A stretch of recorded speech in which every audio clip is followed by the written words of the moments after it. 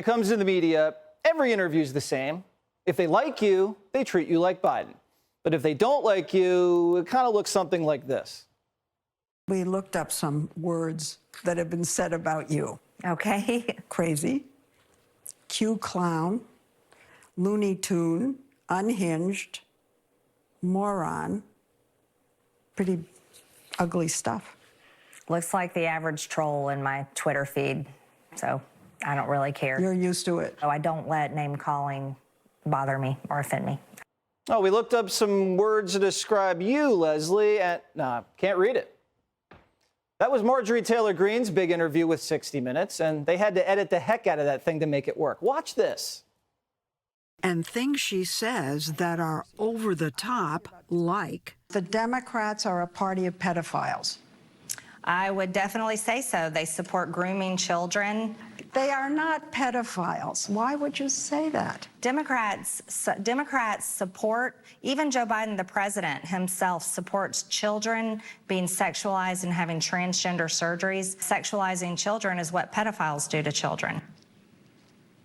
Wow. Okay.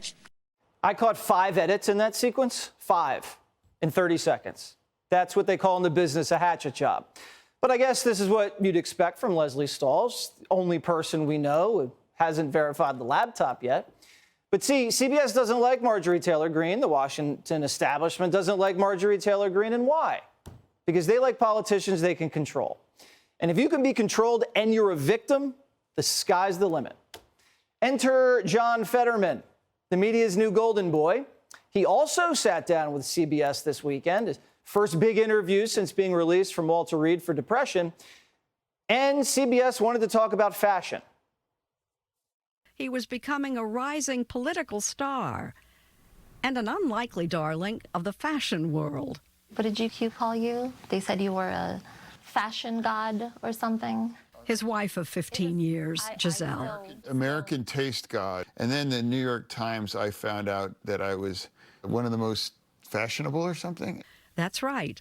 Along with Beyoncé and Brad Pitt, Fetterman was one of the paper's most stylish people of 2022. It was an edgy, modern look. It was appalling. And then things got really sad. In November, December, the depression started gathering strength. Is that correct? Very much, very much. I had stopped leaving my bed. I've stopped eating, dropping weight. As it was described to me, you were agnostic about the question of living or not at that time. Yeah, well, I never had any self-harm, but I was indifferent, though. If the doctor said, gee, you have 18 months to live, I'd be like, meh. Okay, well, that's how things go. It's almost like his body was rejecting his Senate office like it was a bad organ. Now, most people would watch this interview and say, wow, this poor guy needs to take some time for himself. If he was struggling to eat a plate of food, how is he capable of serving in the Senate? But not CBS. They listened to Fetterman and thought, maybe this guy should be president someday. Your trajectory from mayor to lieutenant governor, United States senator, was still pointing up. At 53 in politics, that's a young man. Can you have aspirations? Can you serve beyond the United States Senate? You know, my aspiration is to take my son to the restaurant that we were supposed to go during his birthday, but couldn't because I had to check myself in for depression. The guy just wants to get better and be there for his kids. But instead, Democrats are forcing him into office so they can push him around and get stuff done. It's wrong, and it's a little hard to watch. Kellyanne Conway is a Fox News contributor and former White House counselor. Really stark, the difference between those two interviews. What does that tell you, Kellyanne?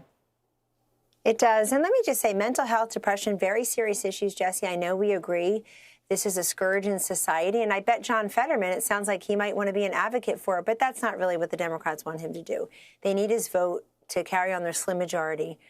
And he came out the best in that one interview because he actually seems a little humble. He seems like he doesn't want to be in the United States Senate. If I were Fetty John, my advice to him would be leave everybody behind, everybody who used you to get there. The wife who's giggling and thinks she's some kind of fashion icon, very flip, can't let him do an interview by himself. The Democrats, certainly. And he could just say, I want to go heal myself. One last thing about this, juxtapose how angry, if not evil, all of them were if anybody dared question John Fetterman's health during the campaign, which is a legitimate issue in any campaign. People got pushed back. Dasha Burns from NBC was insulted. She was threatened and worse. Now they want John Fetterman to be on our couch. They want to have this whole national tour, national interview, sympathy tour. He seems uncomfortable. Look, there is a double standard in the media. We all know that. But Leslie Stahl lost credibility, should have lost her job. They just never do that in the media. Nobody ever loses their job for being egregiously wrong. No, you get promoted if you screw up in the media. You get promoted. Not a single person in the media lost his or her job after the 2016 election, where they all swore up and down Hillary couldn't lose, Trump couldn't win, it was a joke. If one person had been unemployed after that, Jesse, I'm sure they would have sharpened up. But they always fail upward. And by the way, I know how interested people are in each other's marriages in politics and media. So let me just tell all the youngins out there, look up Doonesbury. The guy who's done that for 52 years is named Gary Trudeau. That is the husband of, drumroll please, Jane Pauley. He's one of the most savage critics of Trump and all Republicans. So she's interviewing Fetterman. Leslie Stahl is interviewing MTG. And I think they're just trying to make MTG the face of the Republican Party, force her onto the short list for Donald Trump. They are so rude to people's faces by reading what people who don't wear pants that snap button or zipper anymore, never get fresh air, sit on Twitter all day insulting other people. That's supposed to be relevant to what used to be a flagship program like 60 Minutes. Johns Hopkins Medical says that those first 3 months after someone's stroke are critical to full recovery. And I feel like John Fetterman, they blew it for him, this poor man, by forcing him to campaign. He should have taken himself out. It doesn't seem like he was equipped to do that. Should have taken himself out, because when you lose that 3-month window and you don't get that intense therapy with a stroke apparently that severe, you don't get that window back. And people are saying, why is she supporting Fetterman? I'm supporting people who suffer from depression and mental health. 100 United States senators representing a country of 335 million people. Jesse, we can find somebody else in Pennsylvania to serve while this man heals himself. Yeah, and the Pennsylvania voters deserve someone better. Thank you very much, Kellyanne Conway, as always. Hey, Sean Hannity here. Hey, click here to subscribe to Fox News YouTube page and catch our hottest interviews and most compelling analysis. You will not get it anywhere else.